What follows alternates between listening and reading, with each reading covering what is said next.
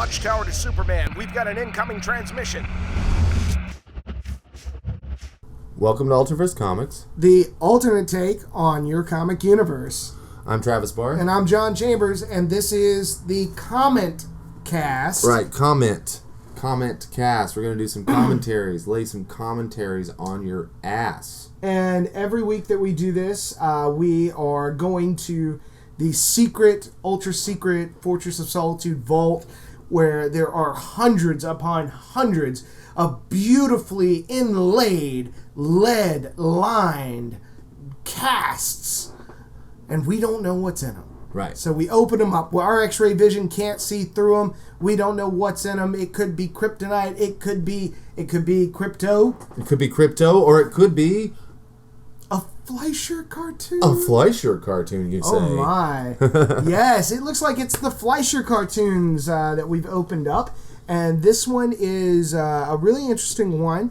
For those of you who don't know, a little brief history of the Fleischer cartoons. Yeah, Travis? they started in the night. The first Fleischers were either in 41 or 40, I believe, which was just a year after Superman premiered. These were the first moving pictures of Superman anyone had ever seen, if you think about it that way. I think they're very dated by their time. However, they are so well done that they have stood the test of time.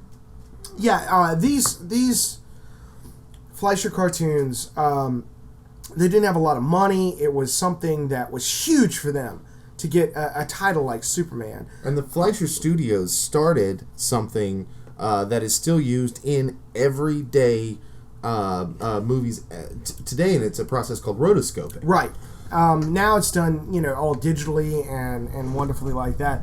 But back then, they did the process called rotoscoping. They invented rotoscoping. Right, Max Fleischer invented the rotoscope machine. Right. And it was a process where they would actually film actors acting out the scenes with no backgrounds or anything, and then they would go back and trace the actions. And so it actually looks, it's odd because I was thinking this as we were just watching this before we started this. We watched a Kirk Allen serial, the first chapter of Adam Man vs. Superman. Right. So for those of y'all who think that we don't just sit and nerd out every single day. Oh, we sit and nerd out every single day. Like, we just watched a Superman serial, and we were like, let's do a commentary. Like, we should start this weekly. We've been talking about it for a while. We've been talking about it for a while because we sit and we keep pausing the movie, and we talk about it and what was unique about it, or the shot, or something weird. Or we watch it because we're making Superman on 3 Earths. I'll pause it and say, no, this set is what I want. This shot, this setup, exactly. This type of prop, whatever it is. Exactly. This effect. So while we were watching that, we were like, let's watch some Fleischer cartoons and do comments on that.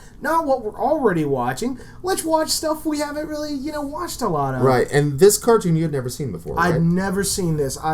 I'm very familiar with the Fleischer cartoons of Superman, and I've seen a few of them, over the years. Right, everyone has, I think. But what got me about, and of course I knew about the rotoscoping, which is an amazing technique, and I hate doing it in post, right? Because it's very technical. But here's the deal, like, doing frame by frame tracing was a big deal when they did the Scanner Darkly. Yes. And they were like, oh, this has never been done before. Yes, it had. Right. Now the style of art that they did was unique, and now it's a plug-in. Right. But at the time, it had never been done before. And except for in Waking Life. Linklater did 2 films like that. Waking Life was about dreams. Oh, yeah, okay, that's right. And so, like, everyone raved about it. Now it's a plug-in on most editing programs. But the Fleischer cartoons influenced my life through I would arguably say, the best animated series of all time. Very influential on Batman the Animated Series from the 90s. That's what I'm talking about. Yeah. Also on the new Superman. And the Superman as well, of animated course, yeah. series. And Justice League. A little touch of it in the Justice League. They changed League. the design on Justice League, which took me a little while to get used to, but then the storytelling was so good I forgot about it. Right. So, I mean, a little touch of it. You could see the throwbacks in there. But definitely with the Dark Knight, with Batman, the animated series, which brought us, of course, the voice of Batman. Kevin Conroy. And Mark Hamill was the Joker. And Mark Hamill. I mean, so many great. Yeah. And you know, John Glover, who would play Lionel Luthor on Smallville, played the Riddler. Exactly. I mean, just great actors did that show. And I would rush home, to watch these serials that were on TV of Batman, and just the look of it and everything. And it was directly inspired by the Fleischer cartoons, that style of animation, that style of storytelling. And the unique twist that Batman did, was, of course, everything was on black paper. Right. Like, yes. they drew everything on black background. Right. Instead of coloring it in later. Like, that's why it was so dark. Right. And all these dark colors and shades. It was the Dark Knight. It was the Dark Knight, and it was perfect for the series. So Travis was like, let's do some Fleischers, and I'm like, yeah. And I'd never seen this one. Up today, we are, if you want to pull it up, this is going to be 11th Hour. It's called the 11th Hour. It's on YouTube. You can find it. I think it's on Netflix as well. I believe so. It's in public domain, so you can find it just about anywhere. You can find it. You can play it. We're not going to play it with sound here, but we're going to walk through it with you with some subtitles. We've already watched the episode, so when we say hit play, that's when you hit play. Right. So what did you think of these, John, having never seen them before? Of course, I'm so impressed by the motion. It's flawless. It's fluid. It's so fluid. The Fleischers were second only to Disney at the time in animation, which is kind of odd how things have turned out now. Right. DC is now again second only to Disney because Disney owns Marvel. But. Right. But I mean, this is for a podcast. Right. I would arguably say that the DC animated universe is so powerful compared to the Marvel animation. Oh, of course, yes, animation. Yes. Animation. However, movie-wise, right. Marvel's got them beat hands down. But that's a whole DC podcast in and of itself. Can't even hold their own right now. However, with the animated series, the Fleischers, like I noticed the fluid motion, the fact that at this time during this period, Superman didn't fly. Right. And Superman was stronger than anyone else on Earth, but he literally leaped tall buildings in a single bound. Yeah, and it's a little bit different take on the origin story that everyone knows and now today, or what's in the New 52 or anything like that. But it's a unique origin story. Right.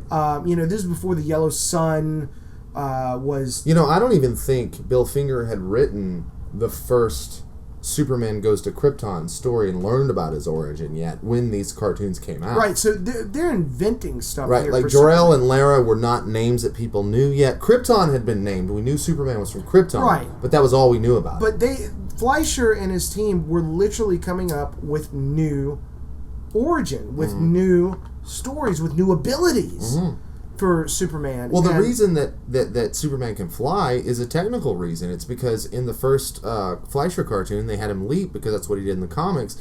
And when they played it back, they said, well, that just looks silly. Right. Visually. In the comic book, it's fine because he doesn't move.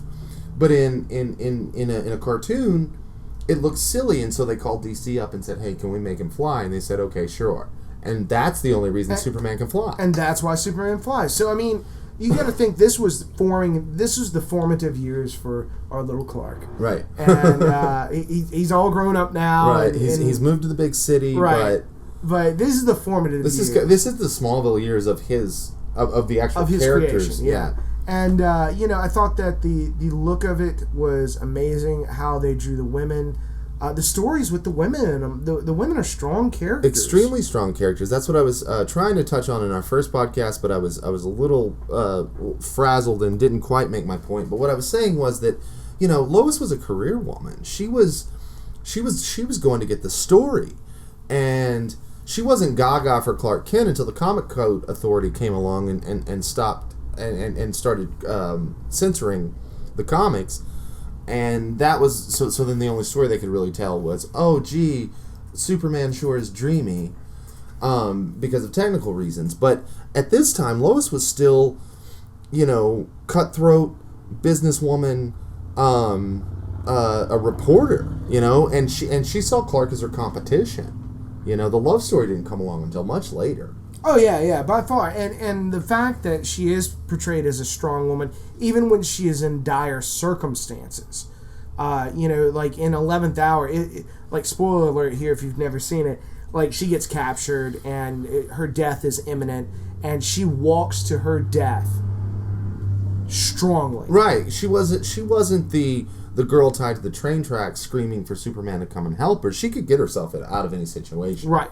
And that's the beauty of it. Like, her courage and strength, which the 11th Hour is all about. The 11th Hour is really more of a propaganda piece. It is. In a lot of ways. Again, it's a product of its time. It was 1941, and World War II was going on. We were at war with Japan, and Right, and heads up for anyone that's sensitive. Like, they portray Japanese people a little. It's a little racist. Right. Luckily, they don't talk much, so it could be a lot worse. Yeah, but they do have the buck racist. teeth, and we'll comment on that whenever we see it. But you got to understand the time that this was, and it's not straight up propaganda. I mean, it is, but at the same time, it left me with a sense of hope, right, of courage, that there's someone watching out for us, right. And I think that was the story. Right. The story is there's someone watching out for us, and we'll be okay. Yeah. Because, you tell that to a kid, when he's scared at night. There's someone, don't worry about it. Right. I'm here. There's nothing to worry about. Right. And there's someone watching out for you. And I think as people, we need that in our lives. And Absolutely. as a nation, we need that in our lives. And this was definitely to reinforce that. I'm sure if the troops saw it, they would have been like, yeah, get them soups. As well as the kids going, yeah, get them soups, and it shows courage. It's completely about courage, and doing what's right again. For our nation and for people, and saving people. Right. In the end, and so it's really unique. And like my first impression, the score, amazing. Absolutely. Score. Absolutely. Amazing score. The music tells the story as much as anything else does, if not more. Right. It moves the plot. The Superman pose, it's powerful, and my biggest takeaway from this is you can really see the film noir influence and how it's shot. Like, they don't reveal everything. No. It's a lot of feet and shadows, right. and it's amazing. It's like it's what film, in a lot of ways, I think film should be more, you don't have to show everything. Right. Because the imagination is 10 times as much powerful. Absolutely. And because it didn't show everything, because it just, you see a shadow walking across the wall, or brilliant reveals, brilliant, camera movements. This is before they had jibs. Right. And stuff that were easy to use. Right. And I mean, that's the other thing. It's animated. That's something that I don't understand animation at all.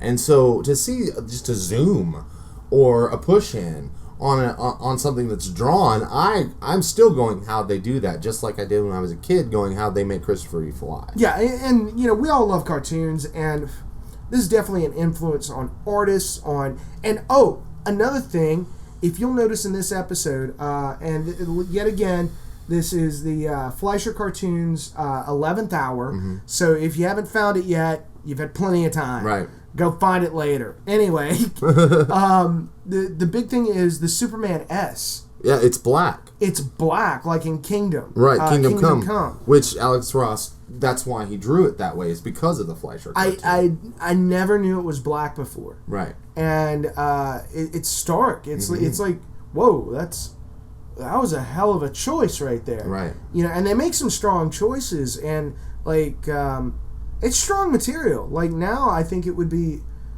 you could still screen this in theaters today. You could still screen it in theaters today, but I think it would come with a warning label. For kids. But this particular episode. Particular episode in particular. Yeah. Both that we just saw today. Watch, yeah. But this, so we're on 11th Hour. So if everyone will get ready, we're not going to go as long as we do in our podcast. So this is going to be a shorter show. But let's go ahead and watch this together if you want to, and we're going to comment on it as we go. We're queued up at 0 right now. Exactly.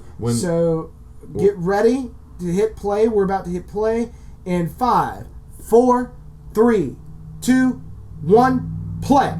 And we got the Paramount logo. Paramount logo just faded out. And all of a sudden, faster than a speeding bullet, up in the sky, it's a bird, it's a plane, it's Superman. This stuff is so iconic, and that logo right there, even the titles of this are terrific. Yeah, I mean, the title cards are amazing. Like the right. Okay, it says 11th Hour right now, and I mean that's really, it tells you everything you need to know about the story. Yeah, and these title cards like go into other films later on, like the road movies with Bob Hope, Right. which is also in The Family Guy. It influenced him for their big singing movie. Right, Superman created by Jerome Siegel and Jerry Schuster. I think that's the only time he's credited as Jerome.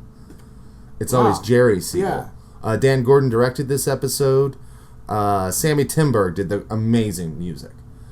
So yeah, we're fading out here, and we fade in on a star field. Yeah, this, in the endless reaches of the universe, this is the story of Krypton.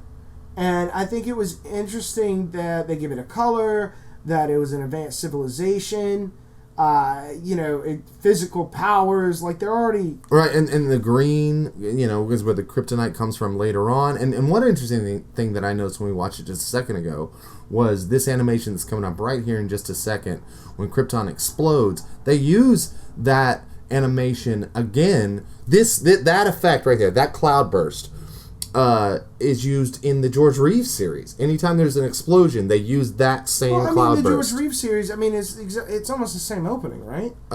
In a way, yeah. With him standing on top of the... Right, and see, they completely pass over the Smallville stuff because it really hadn't been come up with yet. A passing motorist took him to an orphanage, and then we have the faster than the speeding bullet, more powerful than a locomotive. Now, I believe this one. No. The Fast and the Speeding Bullet comes from the radio show, but Look Up in the Sky, it's a bird, it's a plane, it's Superman. That comes from the cartoon. That's where that originated. That right there, he's standing right there iconically, and it fades into his suit. That's what I'm talking about. That's exactly the same as the Reeves, frame. right. So we're in Japan, everyone. So you got to think this is wartime and that sort of thing. So, J.J. Abrams must have watched some of this. Oh, yeah. Because there are lens flares in this that are amazing. And this was animated. I mean, but look at this. I mean, the movement, the walk of those background extras. They had extras in cartoons. Right. And things, the depth of field, the focus, like the force perspective.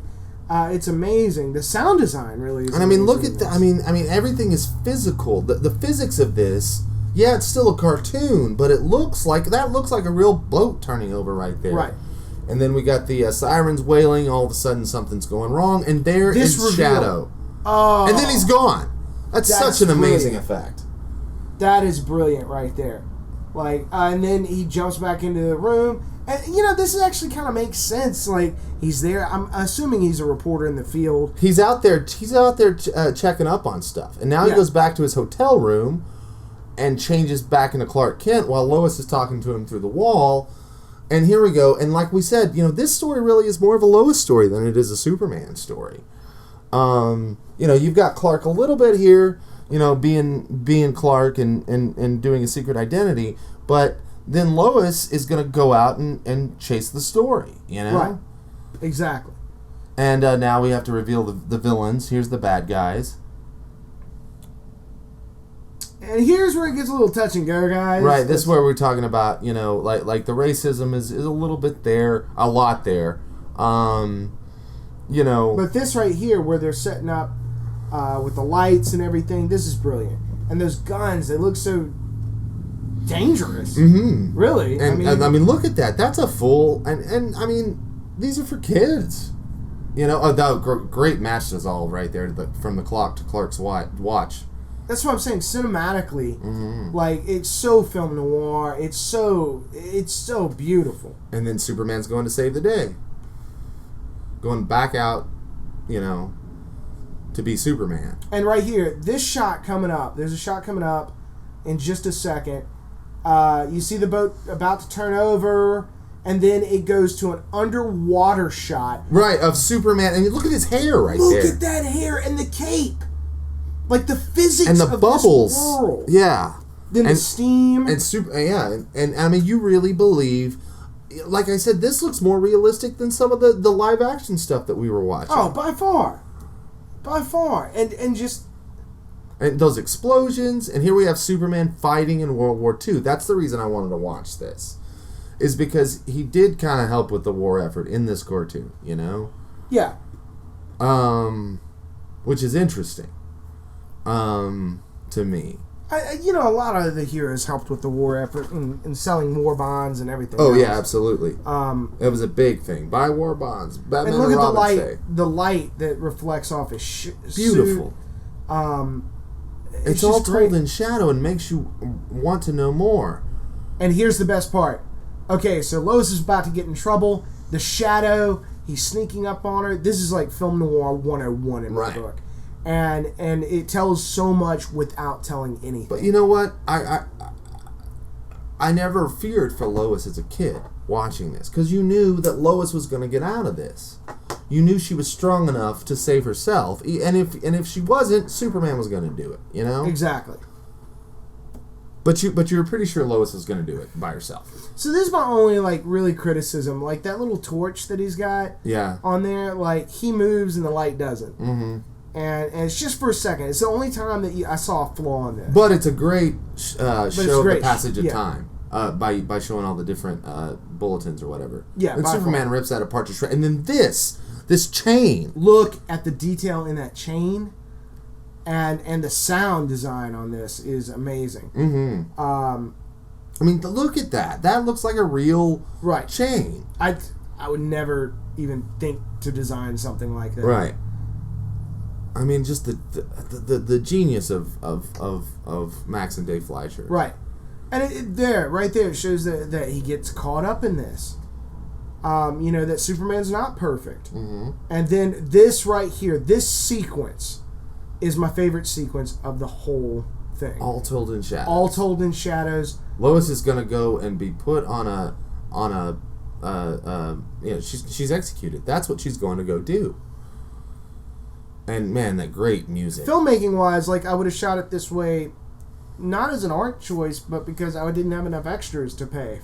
Right. And so I would just redress people. Right. But look at that pan up. Mm-hmm. The tilt up. And then Superman seeing, oh my God, they're after me. And then he goes after, and then right in the nick of time. Again, also told in the shadows. All of it. You never see anyone heads on here. And then Superman just in time. Yeah, just in time. And then punch, he's out. Right. Done. A little Bane there. A little bit of Bane action. And man, crushing those guns. I mean, he's Superman. He's Superman. Then he flies off with her. And, big long shot, big crane shot. That's gorgeous. I mean, it's beautiful. And then we have the fade out for the denouement. And what I found interesting about this one is Lois doesn't seem concerned at all about Clark. No. I think the reporter asked her about him. No, he's over there. I almost think, in a lot of ways, Lois knew it was Superman for a long time. Oh, yeah. And they even show the time zone differences. Yeah. Which is great detail. And then we close there, but Superman's still back there keeping us safe, is the idea. That's the whole idea. That someone is protecting us. And that there's the Paramount close. Picture close and in Technicolor. So yeah, I mean, I was in the little circle up top, meaning change the reel. Mm-hmm. The cigarette burn. Yeah, or cigarette burn. Yeah. Fight Club. I think it's brilliant. I think that right there is beautiful filmography. Mm-hmm. It's beautiful cinematography. That's beautiful filmmaking, and the score, and just everything.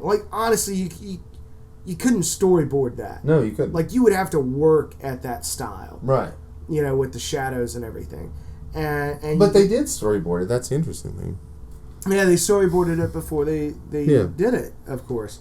And the camera movements and everything. Things that would take so much money they couldn't have done it at that time with special effects of course not. And all that. But it looks it looks similar to a lot of the stuff that we saw in Man of Steel as far as the effects. It was just animated, Yeah, I mean, I wouldn't say so much Man of Steel, but that's just my opinion. Yeah.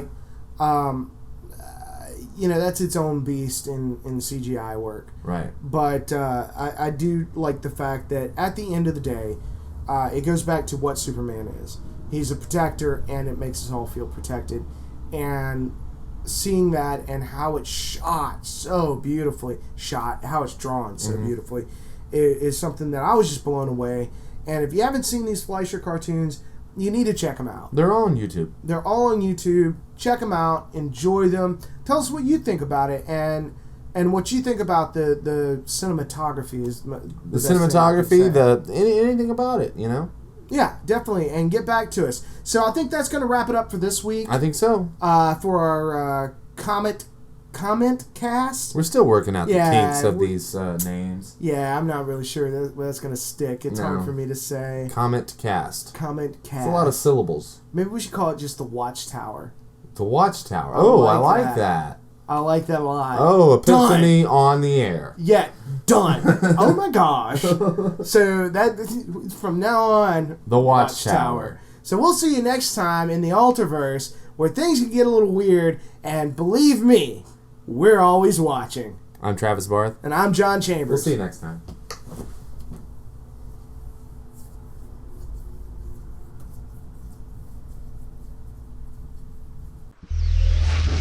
Watchtower is produced by AlterVerse Comics Productions, recorded live at the AlterVerse Comics studio, with production support by Fairfield Studios and Broken Lock Productions. Executive producer, Travis Barth. Producer, John W. Chambers. The Watchtower is always watching.